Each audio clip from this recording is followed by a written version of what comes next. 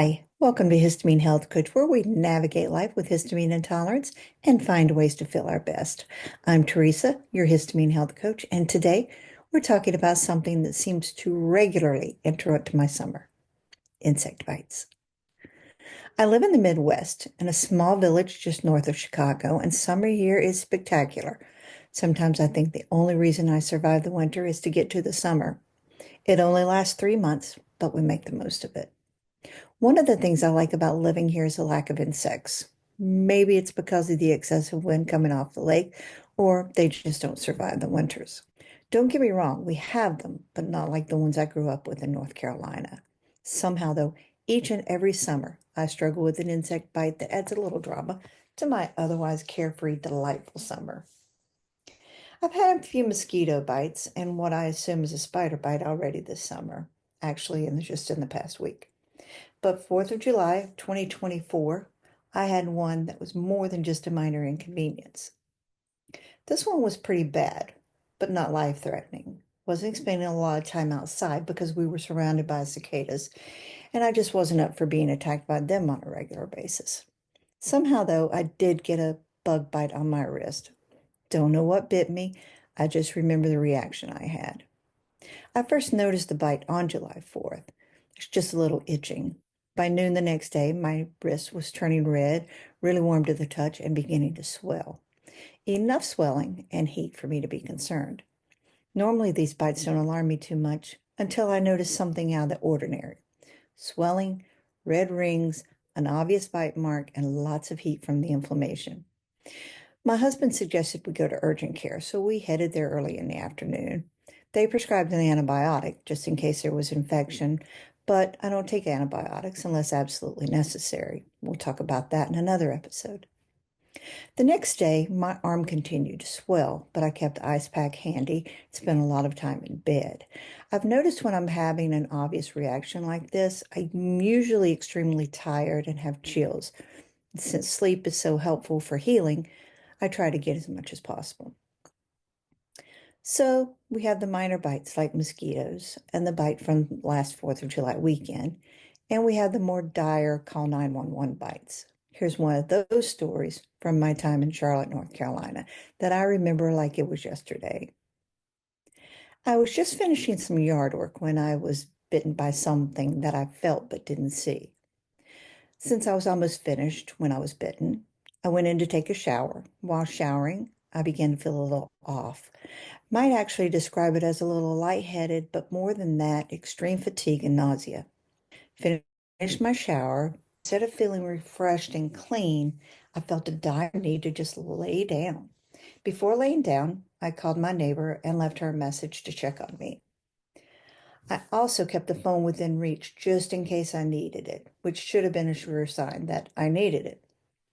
I have no sense of time passing, but a while later I woke up with vomit on my bed, firefighters in my house, and an ambulance outside.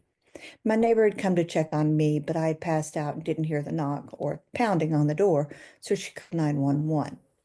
While I was in the ambulance on the way to the hospital, the EMT shared a story about a young woman who had died just that morning from multiple fire ant bites. Scary stuff, right? So here's the thing, not all insect bites are created equal. And if you have ever had a bad one, you know exactly what I mean. Some insects inject venom that causes a local reaction, a little redness, maybe some itching. Others, their venom contains compounds that can trigger a full body immune response. For those of us with histamine intolerance or MCAS, that immune response can escalate quickly.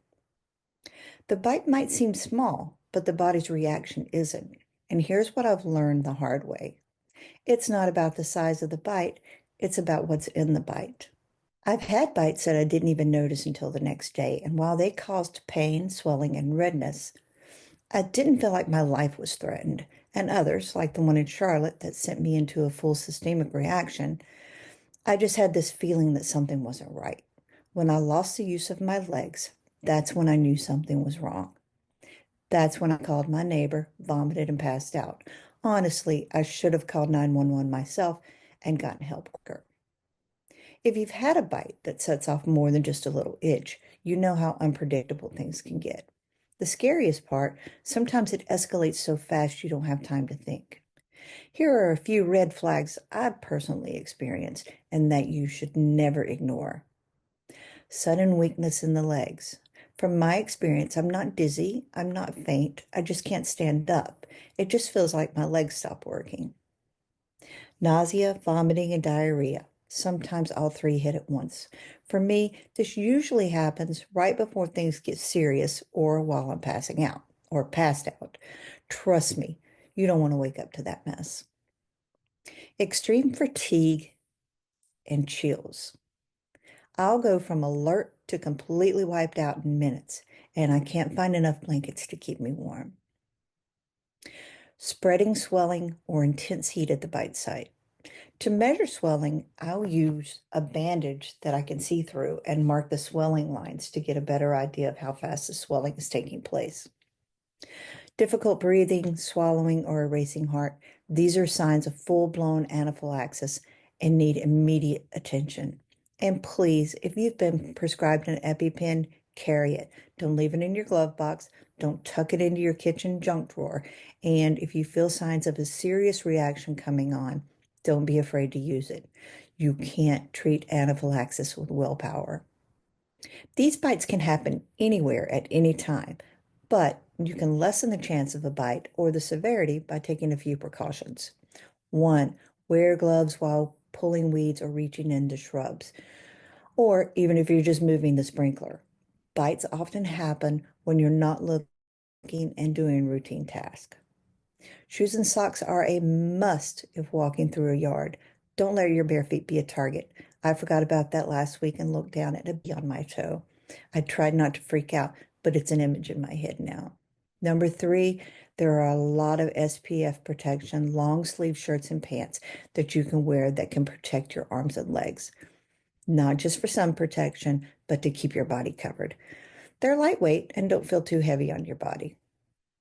Number 4, don't have a picnic on the bare grass, ground, or around a lot of weeds or plants. I keep a blanket and bug spray in my car for impromptu picnics, so I always have a place to sit. Number 5, keep your phone close.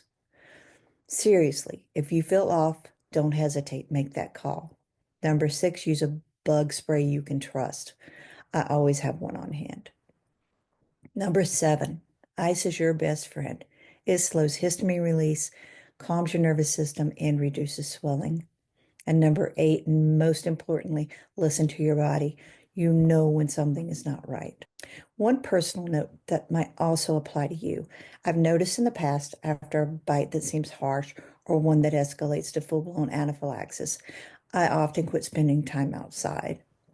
I think it's a way to protect myself from harm, but don't be afraid to be outside. Just take the necessary precautions to keep your body safe. If you've ever had a bug bite that just won't quit itching, you're not alone, and no, you're not imagining it. Here's what might be happening. Your body is still releasing histamine. So when the insect injects venom or saliva, your immune system releases histamine as part of the inflammatory response. For those of us with histamine intolerance or MCAS, that response can linger, especially if our bodies struggle to clear histamine efficiently. You may have a slow to clear reaction if your HNMT enzyme isn't functioning optimally, whether due to genetic stress or overload. The histamine buildup in your skin can take longer to break down. That means the itch can last days longer than it would for someone else. In the summer, when we're experiencing bite after bite, each individual bite is prolonging the release of histamine. Scratching equals inflammation. It's a vicious cycle. The more you scratch, the more you irritate the skin, which leads to even more histamine being released locally. So if that bite is still itchy after a week or even 2, it's likely your body is still processing the immune cascade. Cool compresses, topical anti-inflammatories, and calming your overall histamine load can help ease the symptoms over time. Before we go, I want to be really clear about something. These kind of reactions, they're not about the low histamine diet. You didn't eat the wrong food, you didn't mess up. This is your body's reaction to the venom or toxins introduced by the bite, and the immune cascade that follows. It's not about fermenting foods or leftovers. It's your body doing its best to protect you, even if the reaction feels like it's doing the opposite. For those of you wondering, yes, this is where HNMT might come into play. HNMT is a main enzyme that breaks down histamine inside the cells. It's especially active in tissues like the skin, the lungs, and the brain. So if you've been bitten and you're having an intense skin or systemic reaction, your HNMT pathways might be overwhelmed or genetically sluggish. Your body simply can't clear the histamine fast enough. But again, this isn't a failure, it's information, and it's something we'll work with. If this episode gave you a few aha moments, I'd love for you to share it with someone you care about.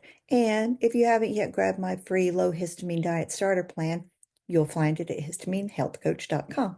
If there's a topic you're curious about and would like more information about, simply email me at teresa@histaminehealthcoach.com. I'd love to get to know you and help you calm your symptoms. Until next time, stay curious, stay kind to yourself, and keep listening to your body. Have a great day. Bye.